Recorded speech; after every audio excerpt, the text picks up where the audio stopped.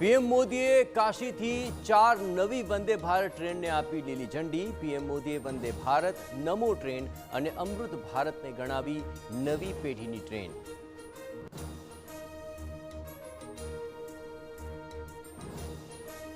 Delhi airport પર સર્જાયેલી technical ખામી કરાઈ દૂર। રાબેતા મુજબ ફ્લાઇટ ઓપરેશનની શરૂઆત આઈજીઆઈએ આપી જાણકારી।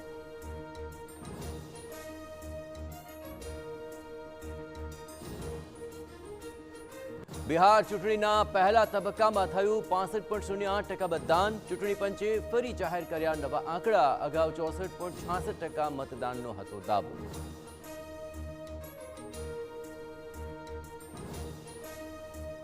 કુપવાડામાં આતંકીઓ સાથે અથડામણ। સુરક્ષા દળોના ઓપરેશનમાં 2 આતંકીઓ ઠાર। ઘૂસણખોરીનો કરી રહ્યા હતા પ્રયાસ।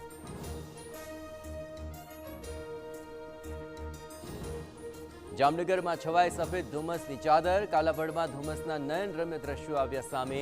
નાગરિકોએ અનુભવ્યો ઠંડીનો ચમકારો।